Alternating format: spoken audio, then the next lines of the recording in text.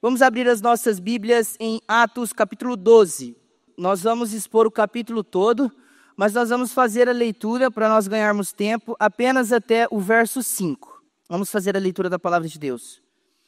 Por aquele tempo, o rei Herodes mandou prender alguns da igreja para os maltratar.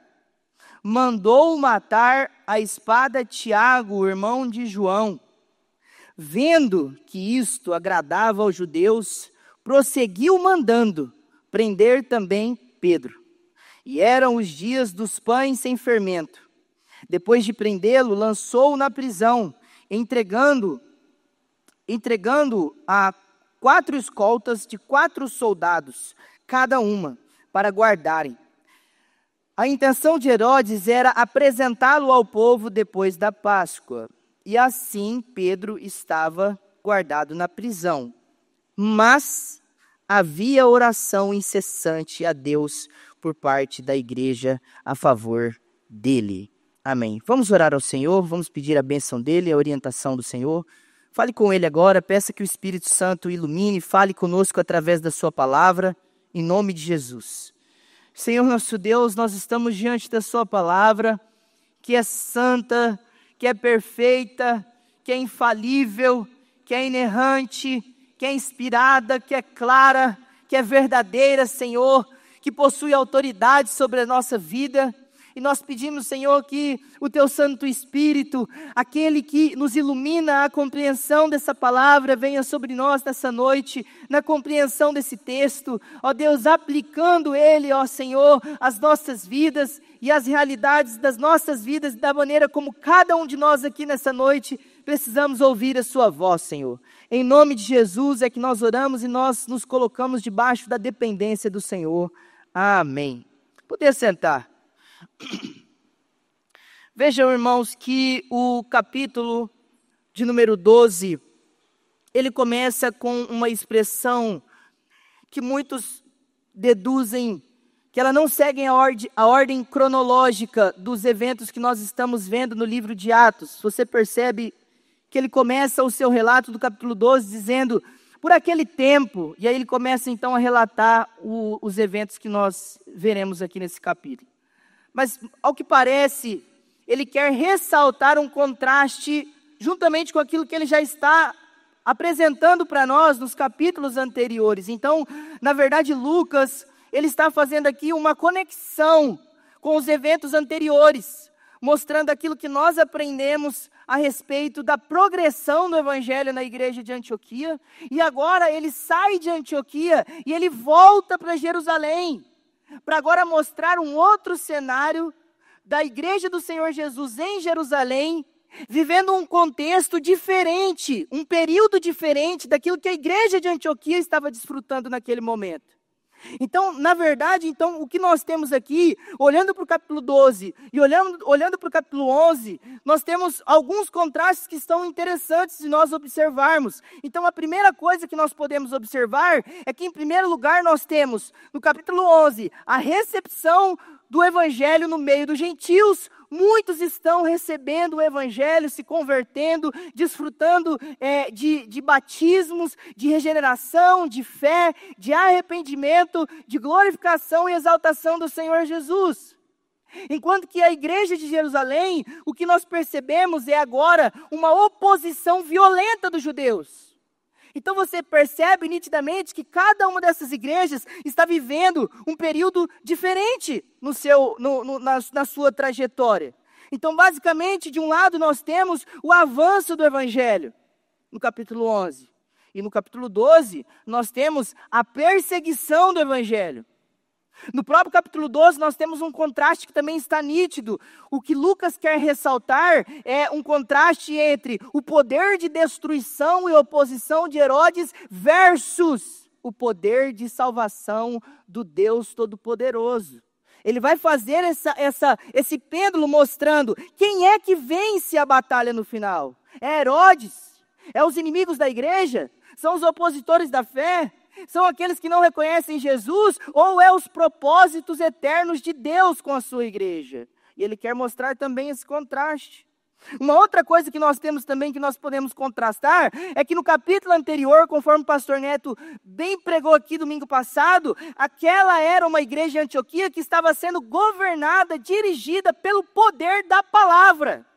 E agora, nós temos de maneira também intencional por Lucas, ele mostrando uma outra virtude de uma igreja saudável, mas na igreja de Jerusalém, uma igreja que não só vive da palavra, mas vive da oração.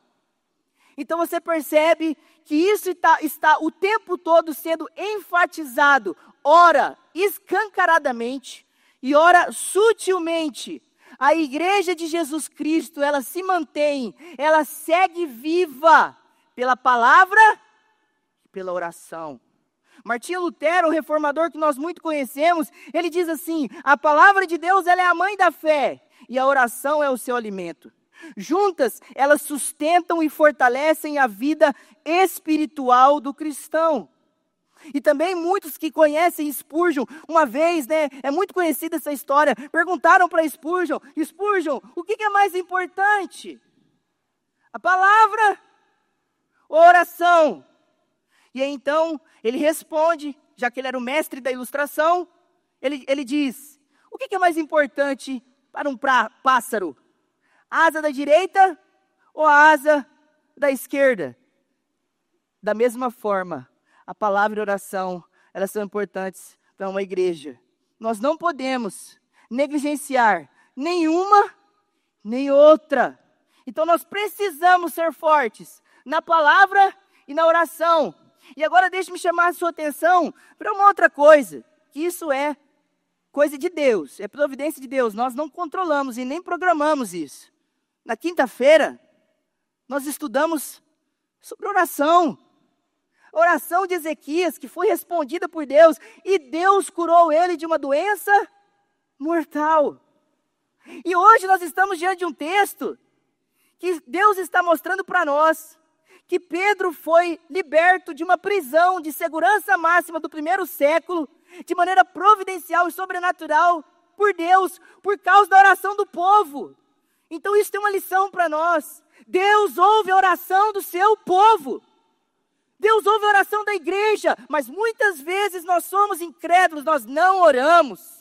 Nós não falamos com Deus, porque nós achamos que é grande demais algumas coisas, mas veja, a Escritura está repleta de exemplos, de casos, situações, onde Deus respondeu a oração do seu povo e fez causas impossíveis, curando doenças improváveis, libertando o seu povo da morte. Deus ouve oração. Esse texto está mostrando isso. O povo está orando e Deus está trabalhando. O povo está suplicando a Deus e Deus está realizando. Nós precisamos orar. Uma outra coisa que é interessante, e agora não só olhando para o capítulo 12 e 11, mas olhando para todo o cenário do livro de Atos. A igreja está passando por uma mudança.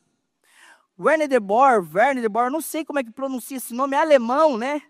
Ele é um estudioso, ele comenta no seu comentário Esperança, que há duas razões que mostram que a igreja está passando por uma mudança. A primeira é que agora nós temos uma oposição escancarada do Estado. E nós temos mais uma vez na história do povo, um membro da dinastia asmoniana, que é Herodes. Nós temos muitos Herodes, nós já vamos ver quem é esse Herodes. Que está no poder, mas agora ele não é um tetrarca, que governa um quarto de alguma terra. Ele não é um governante qualquer, ele é o rei. Ele foi colocado como um domínio total, e ele está fazendo o que ele quer. Então a igreja agora, ela está sobre o jugo de um tirano, que está governando conforme os seus próprios interesses, indo contra a igreja. Por outro lado, você também tem a oposição dos judeus, uma oposição religiosa, social. E isso não foi assim sempre. Na verdade, você percebe que em Atos capítulo 2, no florescer da igreja, o texto bíblico diz que a igreja ela vivia tão abundantemente, ela fazia coisas tão boas, que ela contava com o favor do povo. Mas agora, os judeus, as autoridades que antes não ousavam tocar neles, elas estão se levantando, perseguindo, matando. E isso começou com Estevão. quando ele se opõe a Estevão por meio da sua pregação. E aqui então já tem uma outra aplicação importante para nós, que nós podemos dizer com segurança que Cristo, Ele governa a sua igreja em todas as estações, em todos os períodos, em todas as circunstâncias, em todas as eras, em todos os lugares. Cristo governa a sua igreja. Ele governa a Antioquia na conversão, no crescimento e no avanço, e Ele governa a igreja que está sendo perseguida. Ele não perde o controle de nenhuma das duas. Ele continua sendo o Senhor delas.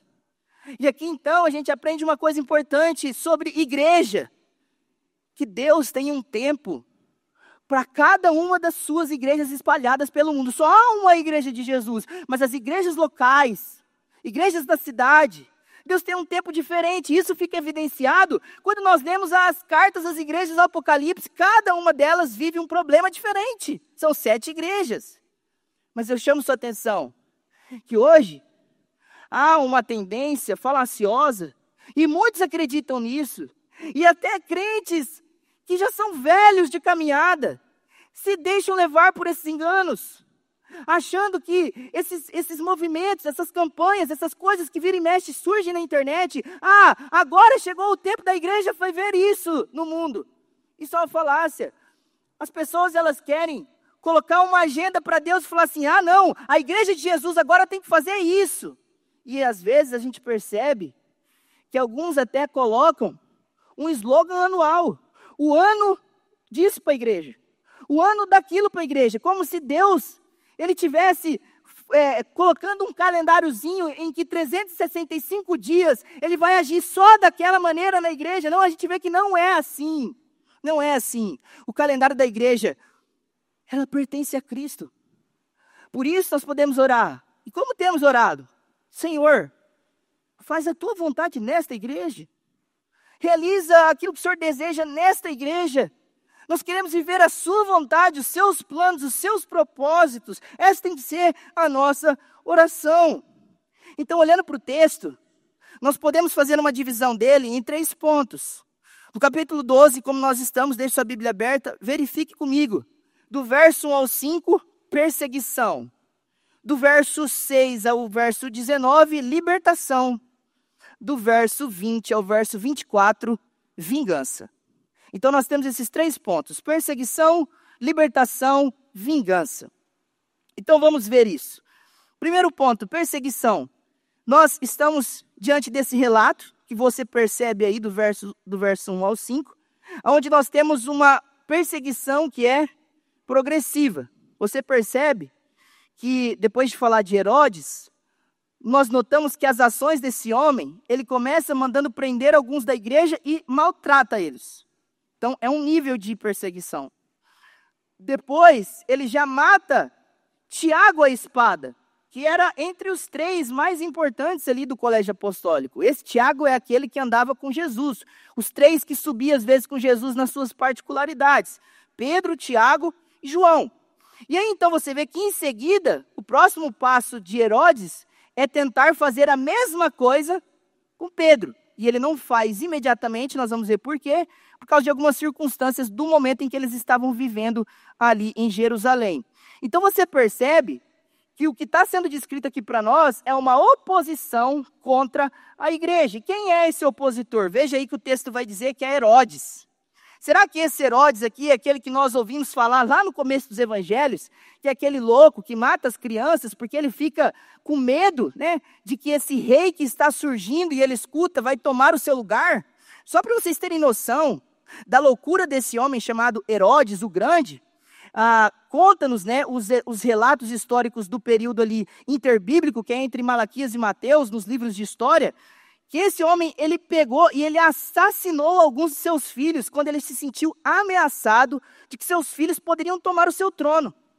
Então ele foi e matou os próprios filhos. Depois ele teve outros, dos quais foram divididos o seu território, quando ele é assassinado por conspiração. Então Herodes o Grande, essa família toda, ela vinha de uma família problemática, cheias de conspirações, assassinatos, revoltas, matanças. Então nós temos pelo menos 6 Herodes na Bíblia. Herodes o Grande, A dinastia asmoniana, né? Herodes Arquelau, que aparece em Mateus 2:22, que também foi deposto por Roma por causa da sua loucura e sua maldade. Nós temos Herodes Antipas, que é aquele que prende e mata João Batista. Nós temos Herodes Filipe II, que é filho de Herodes o Grande, um dos tetrarcas que governou pacificamente. Ele está em Lucas 3:1, não houve polêmicas com ele. E nós temos Herodes Agripa, que é esse que nós estamos diante dele nesse texto. E mais à frente, nós temos Herodes Agripa II, que é o filho deste Herodes, cujo Paulo vai pregar para ele e vai falar assim: Paulo, quase que você me convence a virar um cristão. Quase, mas daí ele não vira, né? Quase salvo, porém, como diz Hernandes Dias Lopes, perdido. Quase salvo, porém perdido. Então nós temos esses 6 Herodes. Então esse Herodes Agripa I, que nós estamos diante dele, nós vemos as suas ações. Quais foram os seus atos? Vejam aí para o verso, olhem para a Bíblia. Percebam que o verso 1 diz assim: mandou prender.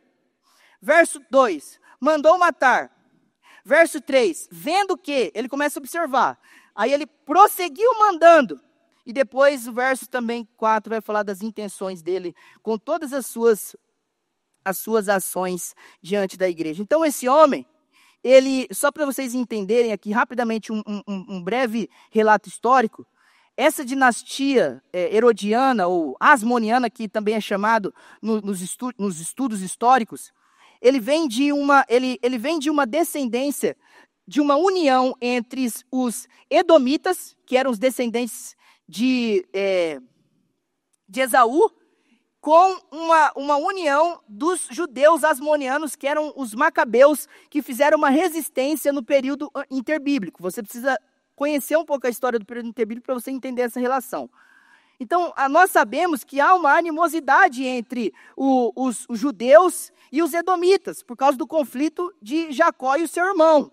Então, uma coisa que é interessante é que esse homem, ele é descendente dos dois, porque Herodes o Grande, ele se casa com uma mulher chamada Mariana, que era neta de Aristóbulos, um dos grandes reis asmonianos. E eles fazem um tratado político. E aí então nasce Aristóbulos III ou IV, não me lembro aqui. E esse Aristóbulos IV, ele é o pai desse Herodes Agripa. Então esse homem, ele era tanto amado por algumas alas do judaísmo, quanto também odiado, porque ele, ao mesmo tempo que ele era da descendência dos edomitas, dos idumeus, ele também era descendente de judeus asmonianos. Uma história importante para os judeus. Então um grupo olhava para ele e falava assim: não, esse cara aí, ele não merece a nossa confiança. E outro grupo olhava para ele e falava assim: não, ele merece a nossa confiança. Então o que ele fazia como um bom político? Cheio de artimanhas. Ele governava para manter a paz, que era chamada Pax Romana, para ele não ter o seu título ameaçado, e ele então procurava agradar a maioria. Quem que era a maioria? Os judeus. Então tudo que ele fazia era para agradar os judeus. Perceba que ele manda prender muitos e maltrata. Ele mata Tiago, e aí o verso 3 mostra a estratégia dele. Depois de matar Tiago, um líder importante da igreja, ele observa. Ele não faz mais nada. O texto diz que ele, vendo que isto agradava os judeus, então ele prossegue matando. Então tudo que ele faz contra a igreja não é deliberadamente um ódio direto contra a igreja, mas ele faz visando a política do seu reino. Ele quer agradar os judeus para ele crescer em proeminência política, e ele está visando no final só os seus próprios interesses. Ele é aquele cara que quer cair na graça do povo, quer fazer a política da boa vizinhança. Ele está tentando ser popular com os judeus. Ele então só está bajulando. O texto diz para nós que Tiago foi morto, o irmão de João. E quando nós olhamos para os antecedentes de Tiago, uma coisa que é importante notar é que Tiago agora, ele está cumprindo, ele está vivendo uma promessa de Jesus. Se você olhar para Mateus 20, 23, tem aquela conversa entre os discípulos. E Tiago e João pedem para Jesus, fala assim: não nos deixa sentar à sua direita no seu reino, lugar de preeminência. Aí Jesus falou assim: isso aí pertence ao meu Pai. Mas uma coisa eu garanto para vocês dois: vocês vão beber do meu cálice. Você e João vão passar pelos mesmos sofrimentos que eu.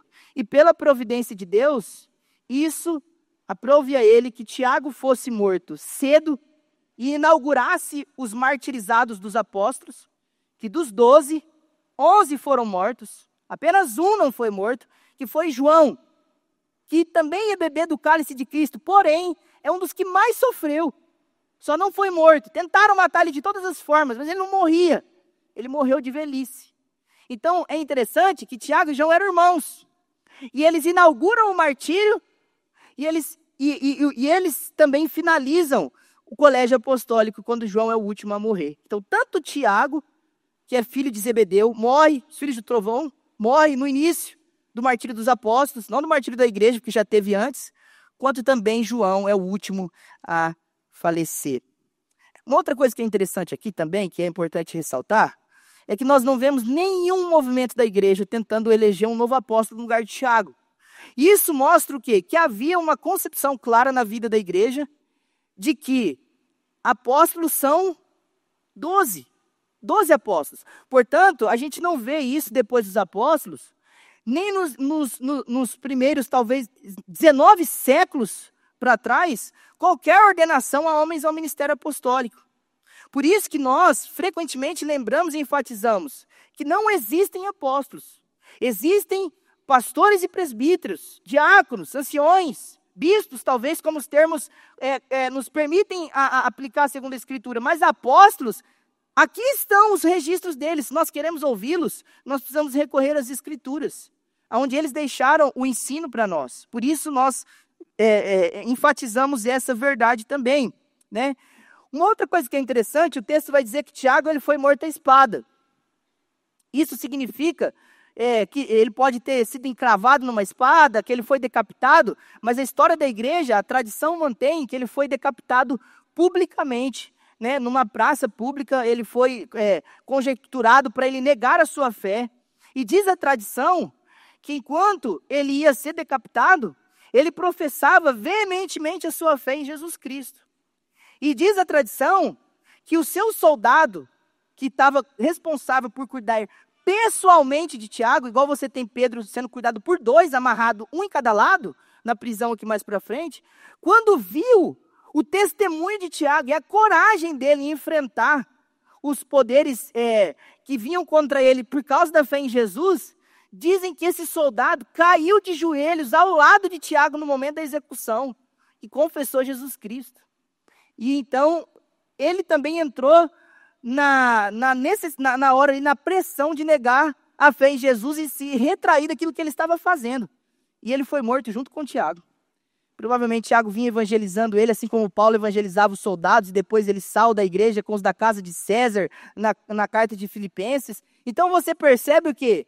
Que o testemunho desses homens, a firmeza desses homens, ela ecoou até nos seus próprios inimigos. E aí, então nós temos a prisão de Pedro.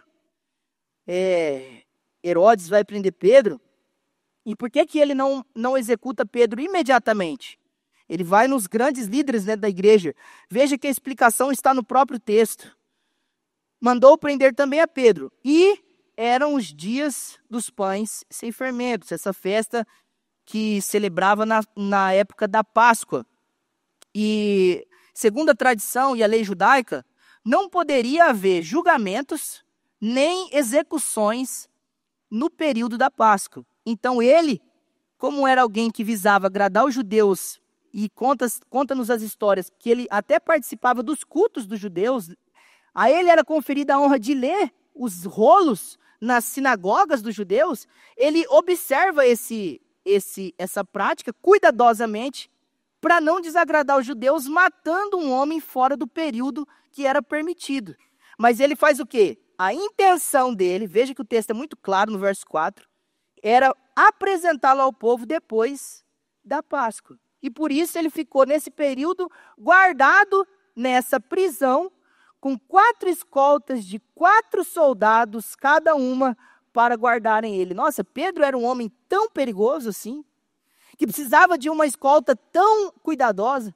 Você percebe que o verso 6, veja o verso 6, que o texto, Lucas vai retratar, para enfatizar a grandeza do milagre, ele retrata esses detalhes.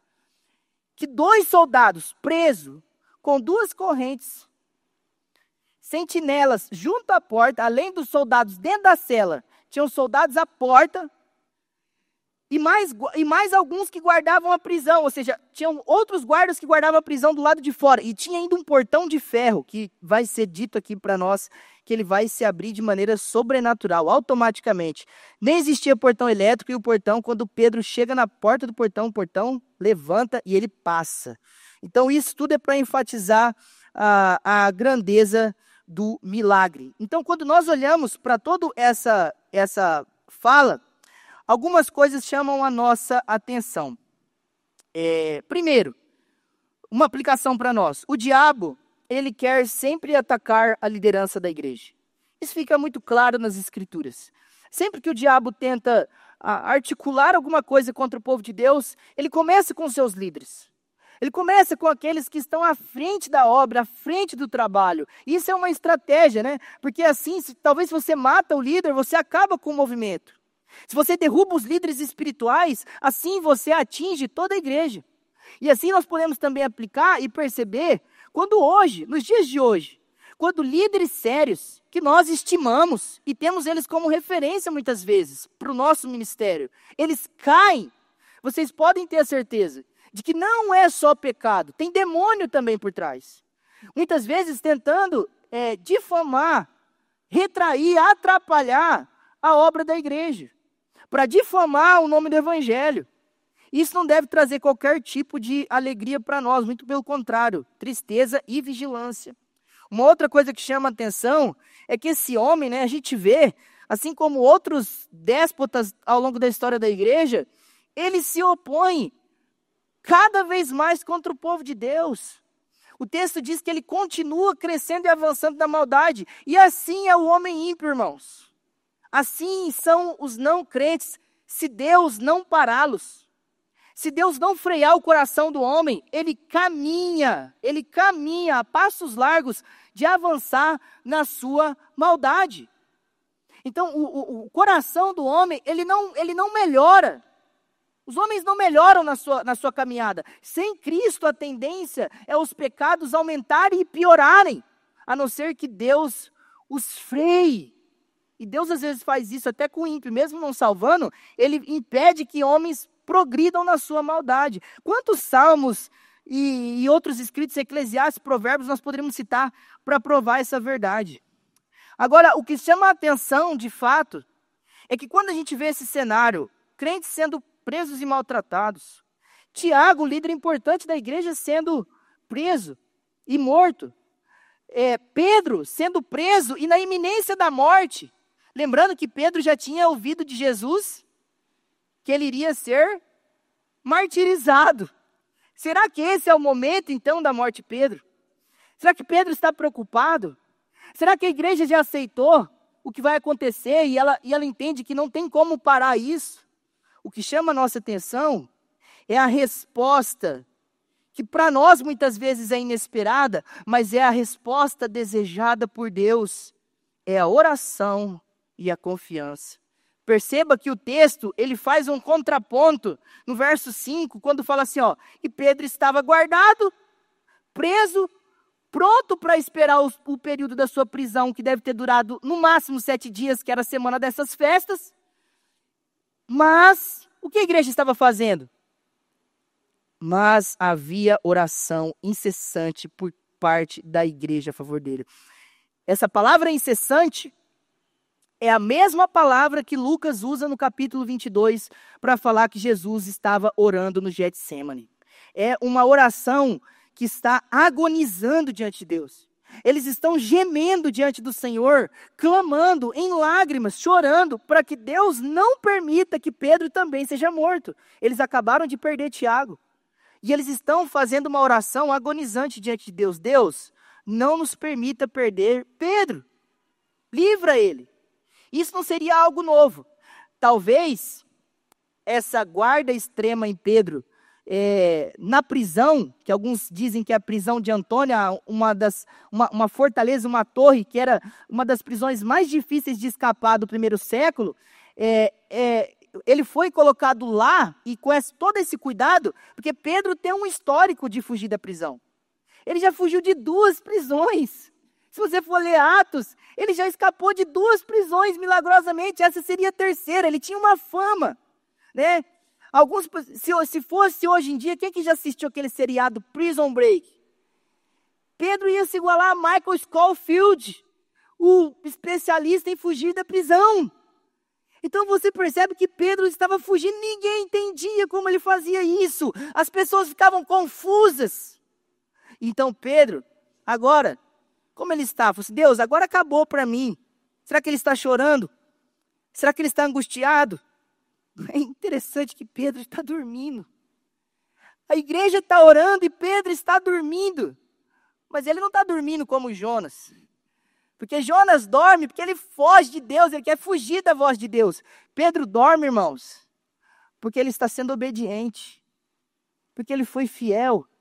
E porque ele está descansando no Senhor.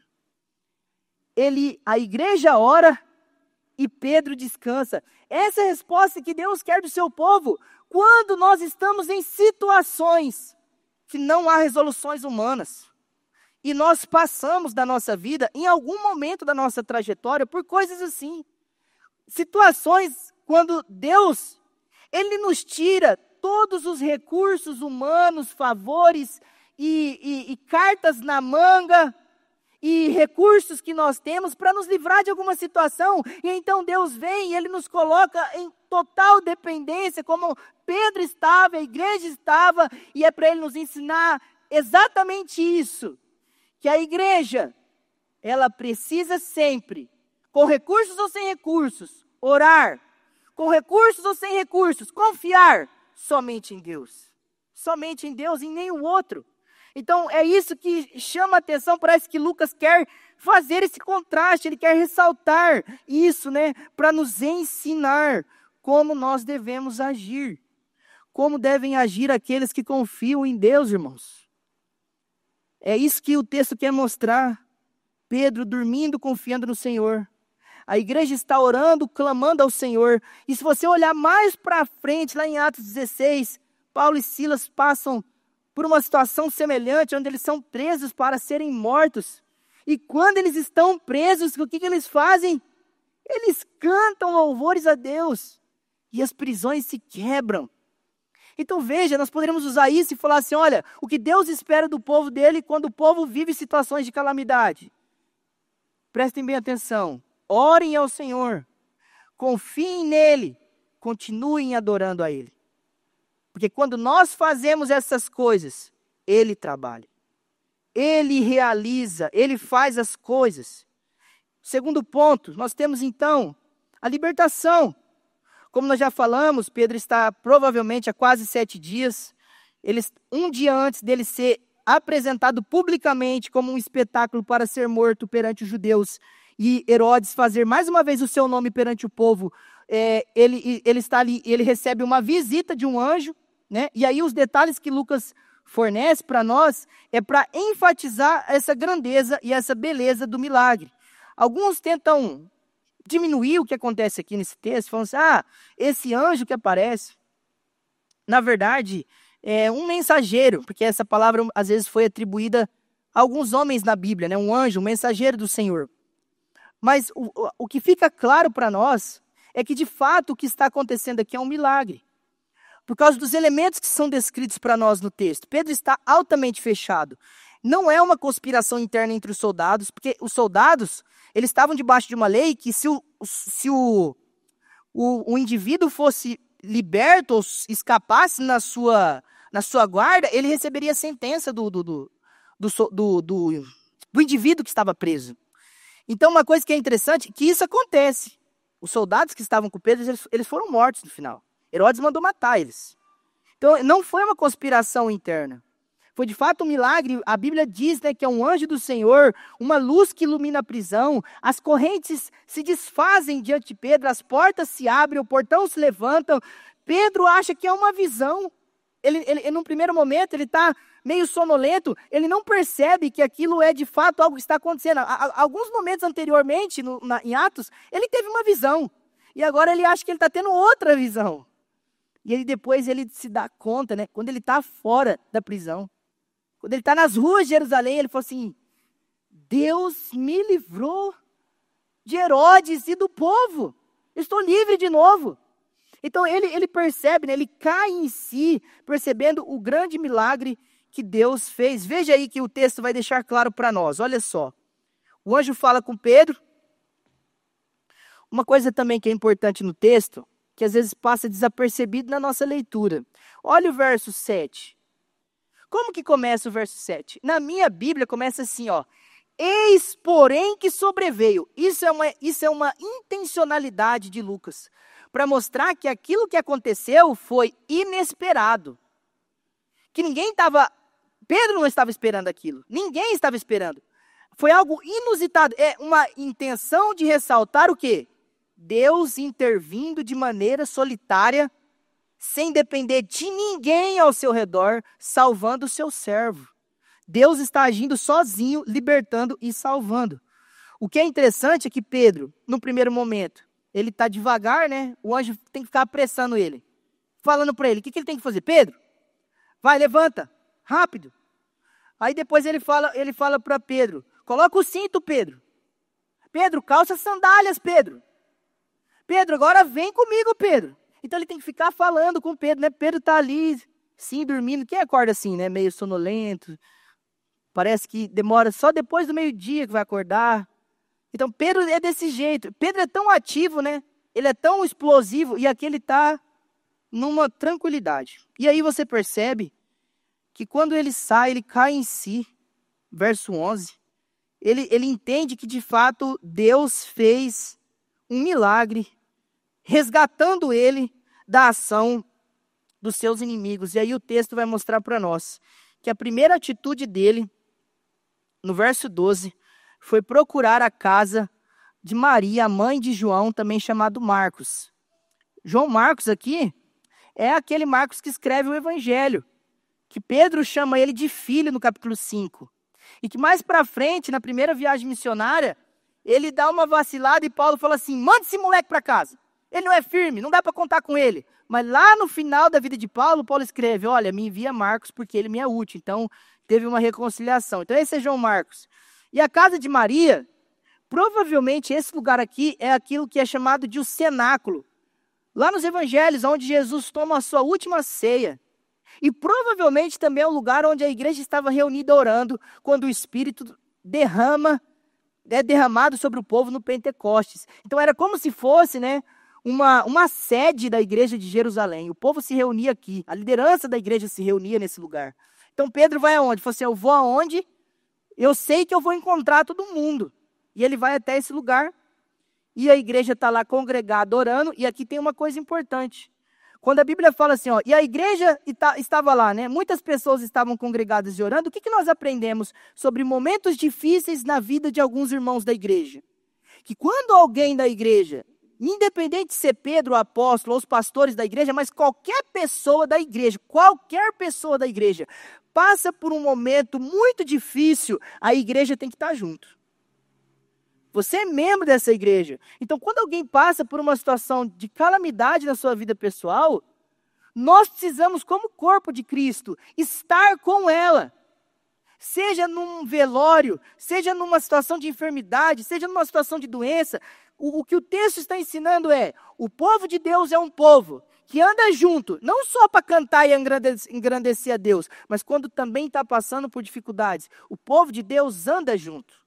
O povo de Deus é um povo unido, porque eles são uma família espiritual. É isso que a Bíblia ensina para nós, irmãos. Então, isso também cabe à aplicação aqui, né? Então, Pedro chega, o texto bíblico fala para nós que ele chama, uma empregada aparece, chamada Rod, que pode ser aqui, na verdade, uma serva, né?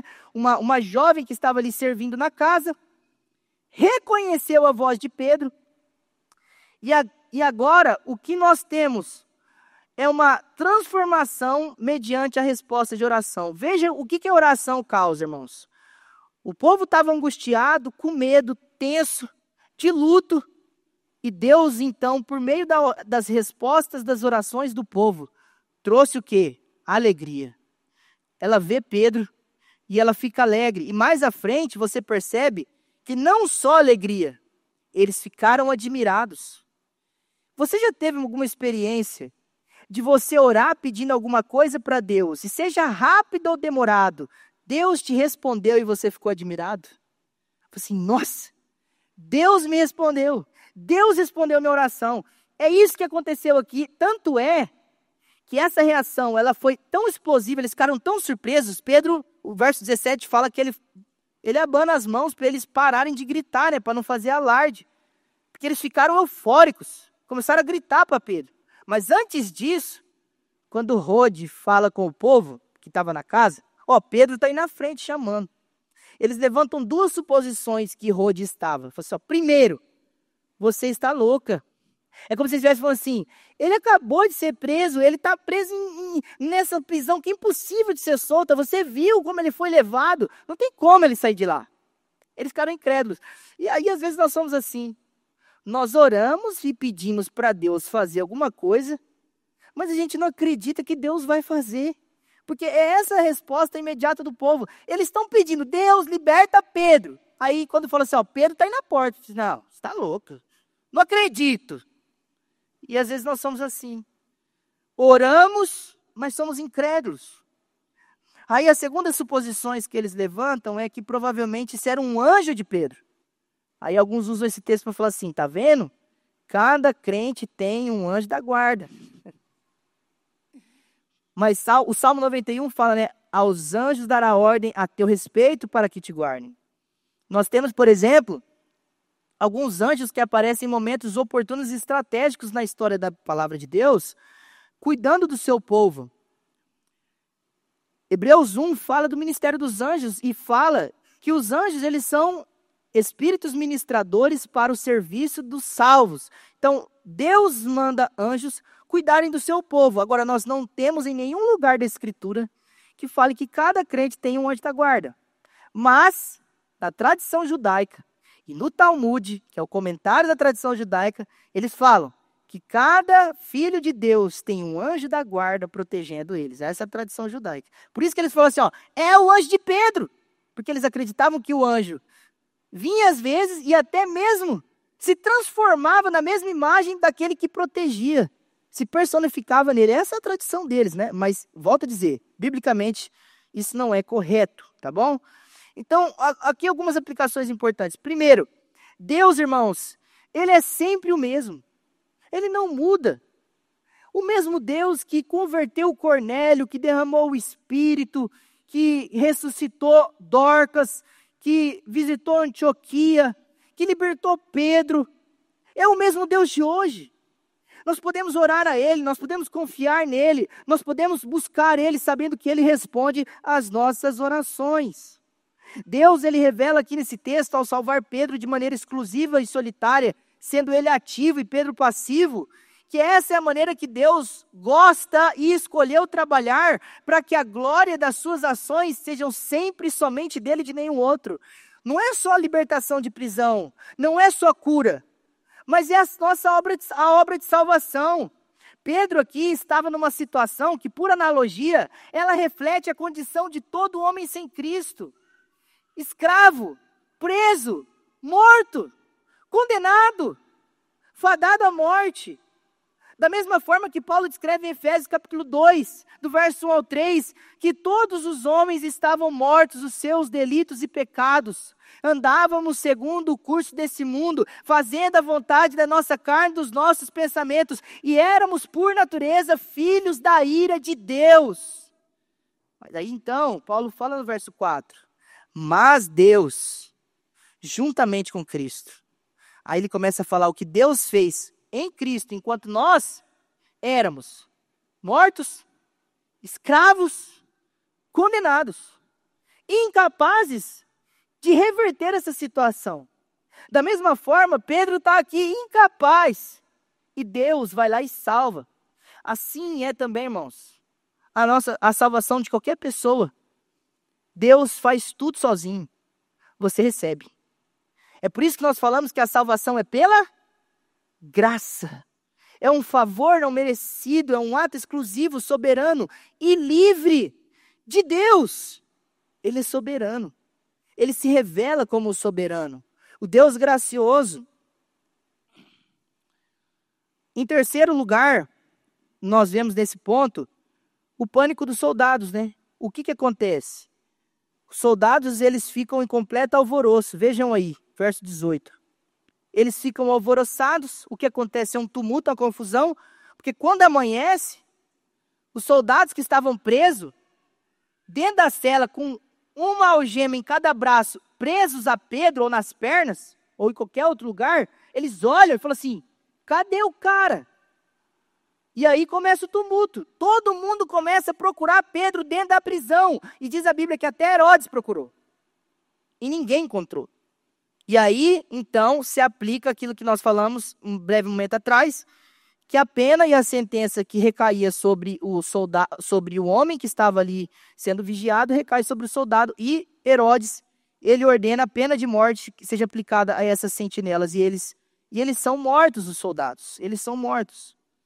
E aí, então, o texto, ele parte para uma outra direção, mostrando agora para nós como que vai ser o desfecho, o destino do homem que está aterrorizando a igreja. Porque aí começa a citar uma situação aqui, Herodes, ele sai da Judéia, ele vai para Cesareia, ele fica lá um tempo, lá ele tem problemas políticos para resolver, situações contextuais da terra, sobre comida, bebida. Os estudiosos dizem aqui que ele foi resolver um problema lá com os fenícios. E aí os fenícios pagam propinam esse homem chamado Blasto para assessorar num acordo de paz, para que eles voltem a colher os grãos da terra do rei Herodes, que era Jerusalém. Então há um conflito aqui político. Então, no meio de toda essa situação, provavelmente quando há paz, alguns dizem que eles fazem uma festa. E que Herodes, então, para enaltecer a sua soberania, ou o seu poder sobre as pessoas, porque eles vêm humildemente pedir uma reconciliação, né, porque ele estava superior aqui, diz a Bíblia, né, irmãos, que nessa ocasião ele se veste com um traje real, e quando ele está ali assentado no trono, ele vai fazer um discurso, ele vai dirigir uma palavra para as pessoas. E aí então, algumas pessoas dizem, é a voz de um Deus, e não de um homem. Isso significa que ele não recusou o reconhecimento dele como uma espécie de divindade, ele aceita a adoração do povo, e diz a Bíblia que nesse mesmo instante um anjo do Senhor feriu Herodes, por ele não haver dado glória a Deus, e ele foi comido de vermes e morreu. Rapidamente aqui uma explicação. Lucas, ele faz um breve relato. Se você quer um detalhamento histórico mais claro e que casa perfeitamente com esse relato de Lucas, você pode ler o capítulo 19 do livro As Antiguidades, de Flávio Joséfo, que é um historiador judeu. E conta exatamente esse episódio de Herodes para confirmar aquilo que Lucas está falando como um relato histórico. A maneira como Herodes morreu. E é interessante que Joséfo, ele conta que havia uma especulação, uma história, de que muitos anos atrás, quando Herodes Agripa ainda não tinha os seus títulos, o seu poder, ele foi preso em Roma, tinha um profeta lá preso com ele. E no mesmo dia que tinha um profeta, uma coruja veio e pousou na cabeça dele. E o profeta fala assim para ele, da próxima vez que essa coruja vier sobre você, daqui 5 dias você vai morrer. Isso é a tradição, tá? Lucas não registra. E Joséfo então conta no seu livro que ele aparece com um traje todo de prata, o sol batia e ele brilhava perante o povo. E ele começa a fazer um discurso e o povo começa a bajular ele, engrandecer ele por aquilo que ele está fazendo. E aí então, registra-se para nós, né, Joséfo, eu vou ler uma parte só do seu registro. Ele falou assim, incontinentemente seus bajuladores alçaram as vozes de várias direções, apesar de dificilmente para o próprio bem dele, dirigindo-se a ele como um Deus. Que sejas propício a nós, acrescentaram, e se até aqui nós te temíamos como um homem, todavia daqui em diante concordamos que tu é mais do que um mortal em teu ser. O rei não repreendeu e não rejeitou essas lisonjas ímpias. Então veja, Joséfo está fazendo um registro daquilo que Lucas está falando de maneira breve. Eles estavam falando que Herodes não era um homem, mas era Deus. Veja como casa a história. E diz que naquele momento, uma coruja pousou nele. E ele sentiu uma dor aguda na barriga. Joséfo conta isso. E ele foi retirado do público imediatamente. E alguns especulam as causas médicas. Se foi apendicite, qualquer outra coisa que foi. Mas o texto deixa claro, seja qual for a doença que Deus o atingiu, diz que ele foi comido por vermes por dentro. Ele começou a apodrecer por dentro. E o final dele, então, como toda pessoa que falece, é a decomposição. Vou entrar em detalhes aqui. Mas então vocês entendem o que o texto quer enfatizar. É mais um contraste. O homem que estava lá, lutando contra o povo de Deus, que aceitou a adoração divina, que matou Tiago, que prendeu cristãos, que atentou contra a vida de Pedro e que se opôs a Deus, é o homem que no final morre de maneira vergonhosa, desonrosa e que perece. Mas a palavra de Deus, ela não perece. E no final, Deus prevalece contra aquele homem que havia se mantido orgulhosamente diante das pessoas, se exaltando e perseguindo o povo de Deus. Então é uma maneira que Deus mostra, e isso há diversos textos na Bíblia, tanto no Antigo quanto no Testamento, que mostram que Deus é de fato aquele que vinga. Deus é o vingador. Ele fala, a mim pertence a vingança, eu vingo o meu povo, eu retribuo a maldade. Há diversos textos que mostram isso, Jeremias, Naum, Deuteronômio, Romanos, Hebreus, em diversos textos da Escritura, Deus deixa claro que ele vinga, ele pratica a vingança, e só ele pode fazer isso, contra aqueles que praticam o mal contra o povo dele, contra aqueles que se levantam contra Deus. O Salmo 2 foi lido aqui hoje, vocês viram que o Salmo diz, em vão tramam os povos dizendo, vamos quebrar as correntes. E a Bíblia diz que Deus do seu trono ri, zomba. Fala assim, beijem o filho. Prostem-se diante dele, para que vocês não morram. E é isso que acontece com Herodes. Ele não reconhece, ele não honra a Deus. E esse é o fim de todo homem que não honra o Senhor Jesus. Eles são mortos. Então o texto, ele vai mostrar para nós que Herodes, ele não se submete à adoração de Deus. E então, quando nós estamos diante dessa expressão, uma coisa que chama a nossa atenção é que muitas vezes, quando nós olhamos para a Escritura, o que acontece? Homens piedosos rejeitaram qualquer comparação com alguma divindade. João Batista, quando ele pregava e ele foi comparado com Jesus, ele diz, eu não sou o Cristo, eu não sou digno de desatar-lhes as correias da sandália, é necessário que ele cresça e que eu diminua. Pedro recusa a adoração quando Cornélio se prostra diante dele e diz, olha, se levanta porque eu sou homem. Ele também recusa a adoração quando a multidão na cura de um coxo em Atos 3 tenta achar que ele detém o poder de cura. Ele fala, olha, nós somos homens como vocês. Paulo faz a mesma coisa em Atos 14 em Listra, quando confundem eles com Hermes e Zeus, ele fala, nós somos homens como vocês, sujeitos às mesmas paixões. E Paulo também mostra na igreja de Coríntios, quando estava tendo uma divisão e eles queriam enaltecer alguns homens mais do que outros, ele mesmo se coloca no seu relato e diz, quem é Paulo?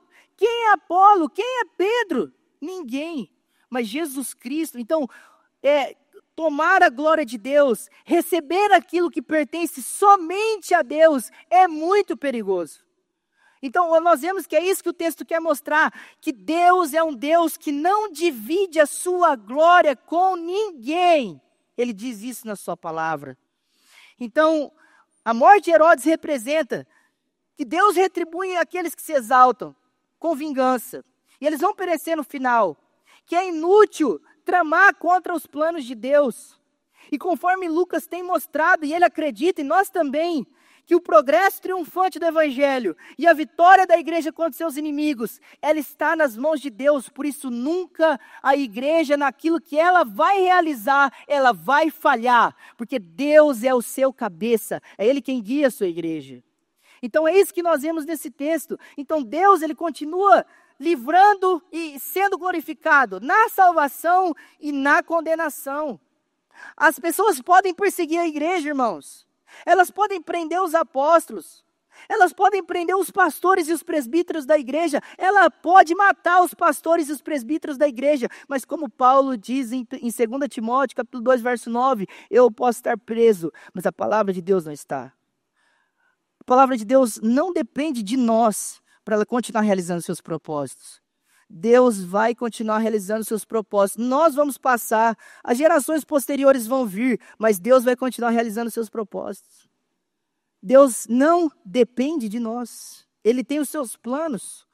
Uma outra coisa importante é que o texto nos deixa claro o princípio que a Bíblia nos ensina, que nós devemos lutar com armas espirituais as guerras que nós precisamos travar. Paulo diz que a nossa luta não é contra carne nem sangue, mas principados e potestades dominadores desse mundo e contra as forças espirituais do mal nas regiões celestiais. Também diz em 2 Coríntios 10 que as armas da nossa milícia não são carnais e sim poderosas em Deus para destruir fortalezas, anulando nós e sofismas, altivezes que se levantam contra o conhecimento de Deus.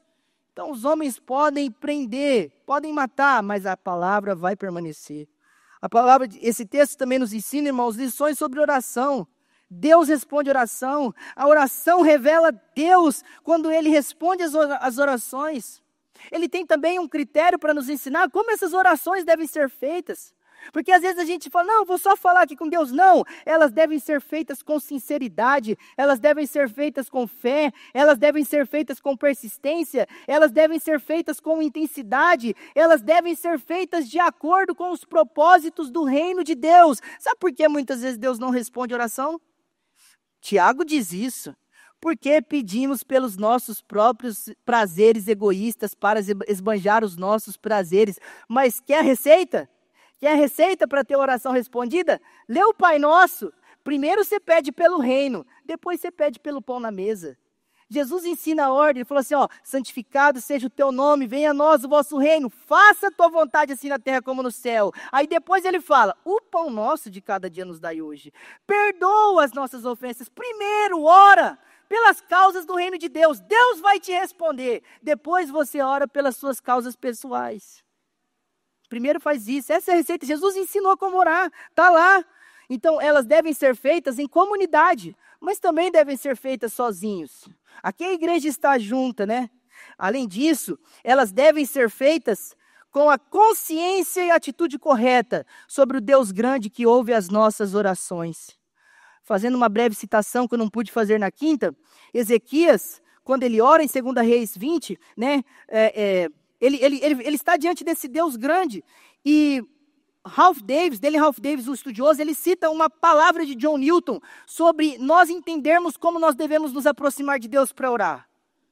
Às vezes, quando nós vamos orar, a gente fala assim, não, eu não vou pedir isso aqui para Deus porque isso aqui é ousado demais. É muito grande. Eu vou pedir uma coisa, Deus, eu vou pedir um negocinho menor aqui, na esperança de que o Senhor me dê. John Newton fala assim, peça ousadamente, porque você não está pedindo para um Deus pequeno. Você está pedindo para um Deus grande. Olha só o que John Newton fala em forma de poema. Ele diz, vai minha alma, prepara o teu traje. Jesus ama atender as orações. Ele mesmo mandou que você orasse. Portanto, não te dirá não. Estás indo a um rei, vai com grandes pedidos, pois a graça e o poder dele são tais que ninguém jamais poderá pedir demais. Não tem oração que você possa fazer que seja grande demais para Deus. A tua oração maior para Deus é a de menos. Ele é grande, Ele é poderoso. Então faça orações ao Senhor. O reino de Deus, ele sempre vai prevalecer. Os ímpios serão destruídos e a palavra de Deus ela vai continuar caminhando e prevalecendo. E por último, eu quero dizer a você que não é convertido, mas que está aqui, ouvindo essa palavra, ouvindo que Deus salva, que Deus ouve oração, que Deus liberta, que Deus faz causas impossíveis. Mas você nunca entregou de fato a sua vida para Cristo. Nunca de fato fez uma oração de comprometimento. Nunca de fato decidiu fazer uma aliança com o Senhor. Falou assim, Deus, a minha vida é tua para sempre. Eu quero te servir, perdoa os meus pecados. Hoje eu quero que você saiba. Reconheça que sem Cristo, todo o poder humano é em vão. como esse texto mostra. Que todo orgulho será julgado, e não se submeter a Deus já é orgulho. Mas que somente em Jesus há salvação e vida eterna.